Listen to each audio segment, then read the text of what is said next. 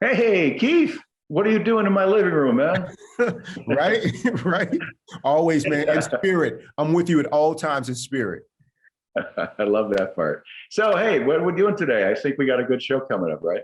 Yeah, yeah. I want to talk about this idea that a friend inspired is called Journey to Zero.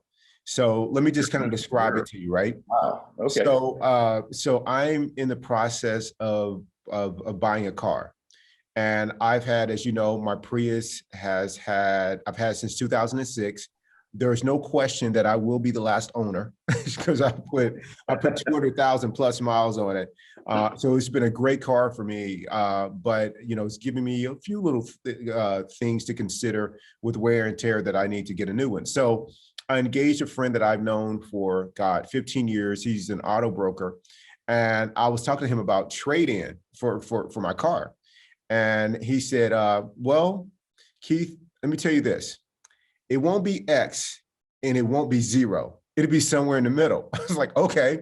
And he says, what you got to understand about cars is that people get fixated on what they think they can trade their car in for or sell it for and stuff like that. And oftentimes they think they want more for than what the true value is. And he says, when you drive a new car off the lot, or you get a used car, whenever you take possession of this car, just remember that that car is on a journey, and it's a journey to zero. At the end of the day, it's gonna end zero. So, Oh, so this is where this comes from. So people are always thinking that there's some kind of value to what they have, and there is, but just know that it's a journey to zero. So I thought that what if I thought of my life like that in the human form? yeah. That from day one, I am on this journey. Like we think, oh my God, that we're going up, because chronologically in age that we're going up until we peak.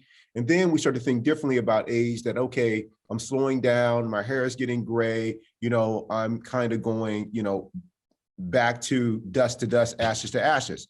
But what if, I thought of my life from day one, not that I'm going to some kind of peak, but I'm literally on the journey to zero. How would I live my life differently? I think for me, I would embrace every moment completely differently that I did. If someone had told me from day one, when I was able to make sense of life and I would have language that I'd be able to comprehend and understand, I think they said, Keith, this tantrum that you're having right now because you're not getting what you want, or that you're resisting the present moment, or you're not valuing people with your behavior or your thoughts, and you're judging everybody. Is that how you want to spend this moment? Because my friend, you've lost sight that you're on a journey to zero. So, unknowingly, without having this concept in my head, the journey to zero, I began living my life that way 7 years ago when I began doing the practice on a daily basis and making it non-negotiable. I started to see every situation that came up and presented itself as an opportunity to become more conscious, to appreciate the present moment, to be my best, and starting with acceptance. As you said in the previous podcast, is life is one situation after another. And as Churchill famously said, life is one damn thing after another. And I think that is so true, that life is not here to make us happy. It's here to challenge us to grow, to be conscious. And so if I look at every moment as not like I did before, as just something that's in the way for me to get from A to B, or as an inconvenience, if I look at life completely different, like this moment is an opportunity to be conscious, to be present, to be kind, to serve, to be better than I was before, Kaizen, without taking a step back, then I found that I show up better. I find that I serve better. I find that that there are fewer occurrences of me losing myself in some kind of narrative and slipping out of the present moment to where I'm neither kind or gracious or grateful. But I find that those occurrences are fewer and fewer and far between, and that I really appreciate the present moment more when I understand that I'm on a journey to zero. What are your thoughts about that concept, Rick? Well, that's a big one. I think that Zen teaches, and I think correctly, that life is so precious when there's less of it to waste. And unfortunately, a lot of times I remember when I was a kid in my 20s, you feel immortal. You feel like life has no end. It's just going to get better and better, and you're going to get stronger and faster. About 2 years ago, I was still competing and doing 10Ks and triathlons. And I went to my doc for my annual checkup, and I said to him, I'm really kind of disappointed. I can't get past this certain speed that I'm at. I can't get past this performance level that I'm at, and I don't understand what the problem is. And he looked at me, he kind of chuckled, and he said, at your age, it's really not personal best. You should be focused on survival.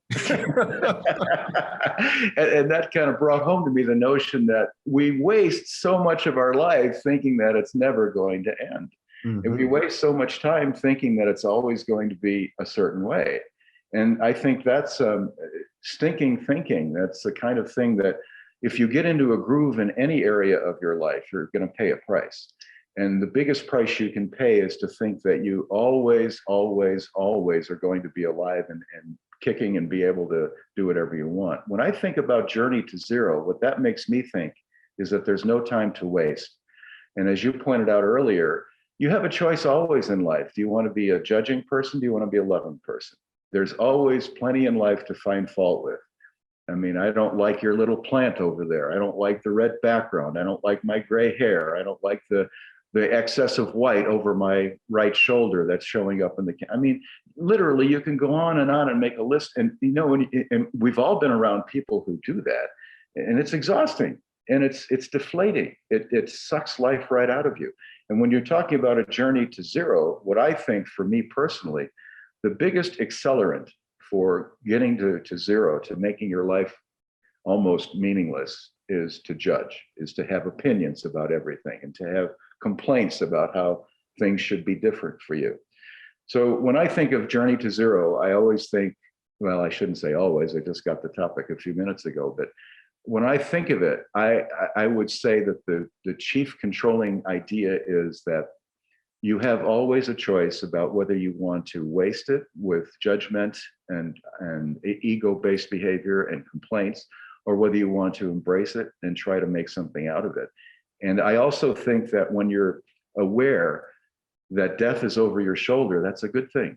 And I think if you're 35, if I could have redone it when I was starting out my law practice, thinking that, there's a guy with the Sith with the hood over my shoulder watching me, and I only had a limited amount of time, I think I would have made each moment a little more precious, a little more important. And I didn't do that. And those are wasted. So I can't, none of us can go back and get the past, but I can make that change from this point forward. If you think that death is close, it's a way to wake you up. Mark Twain said, nothing sharpens the mind and makes you more aware of your mortality than a hanging in the morning. I think you sort of figure out what's important, if you only got 5 hours left. I'm being flip about this, but reality, you're preaching knowledge, man. Keep it coming. Well, but the reality is we don't know how much time we have, and we don't know exactly what form that life that we do have left is going to take. But we do have control over that. We do have control over our attitude about what the remaining time is and how it should be spent. And all I'm arguing for is just to realize it. It's not morbid, but just to realize it and to understand that, you can make a contribution right this minute simply by dropping judgment. Right. I completely agree, Rick, and if someone had told me this before, this idea that that death can be a motivating factor to live life differently, that I think that before I did the practice, I probably would have looked at it in one of two ways. One of the ways would have been, you only live once. Let's get to the next adventure, the next thrill-seeking opportunity. And that would have been misplaced for me, because I would have kept stepping over the present moment to get there. Yeah, that's a great point. Somewhere in the future. So that's not quite right for me to take on, any kind of next thing. I want to take on this thing. I want to be right here. So that's one way I would have looked at it too before the practice. Another way that I would have looked at it would have been like, oh my God, how depressing. oh my God, this thing is going to be over and they're going to stop playing the music and the dance floors, they're going to turn the lights out, sooner than later. I would have been like, down in the dumps about it. But with the practice, the way that I look at it is, wow, thank God I got this understanding now of how precious this moment is. And I've had people tell me that life is precious, but this whole journey to zero that's informed by my practice on a daily basis, man, like, so, you're with your significant other and they didn't do something the way you want to do it, or they're short, or they're cutting you off, or they're not giving you the time of day. That's cool. I'm not wasting my time on that. Like, okay, I accept it. I'm not trying to change anybody. Like, we did a podcast. The key with changing a person is with them. You got no control over that. So right. I let all that nonsense go, trying to judge you, change you. You got to be this way. Nope. Okay, cool. You don't have time for me? All right, cool. Now I got this moment to be with this. And so I've just really changed my whole outlook on it. And I'm just like, thank heavens that I have this understanding now so I can really honor this moment. And, like I said this back with the pandemic. Once they said that we're masking, or that masking is the best way to keep us healthy, there are people that were upset, not me, put the mask on. I'm not spending the next, and at that point, we didn't know how long this is going to last. Yeah, that's I'm right. not spending that indefinite amount of time, that uncertainty, arguing against what is, being upset. No, I'm on a journey to zero. I'm accepting this mask just like it is. Well, I can't breathe the way I used to. You're not supposed to. You're wearing a mask. This is supposed to feel like your breathing is a bit constricted. So I accepted that, okay, my breathing is going to be a little bit labored until I adjust. Everything was acceptance for me because I'm on a journey to zero. I don't have this present moment to lose or to throw away. Whether it's conscious or unconscious, I'm not giving that up.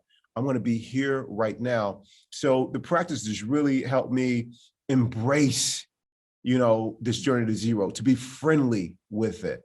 So I'm just grateful that I have you in my life. I have my friends at Mayo to keep me on the path. And our other good friends, man, it's a gift, man. Yeah.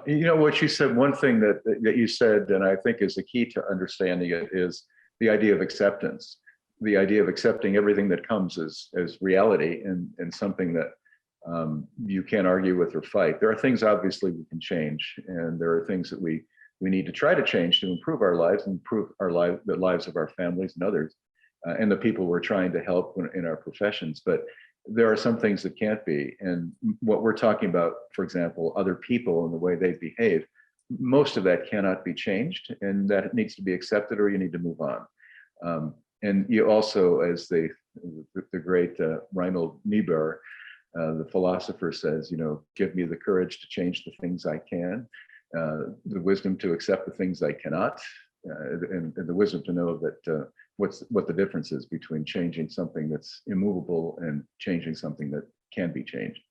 One more point I wanted to make about that, about the idea of getting to zero.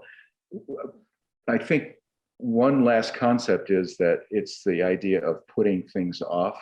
You said that you had two ways of looking at it. Possibly one would be it's depressing, and the other would be let's go to the next adventure.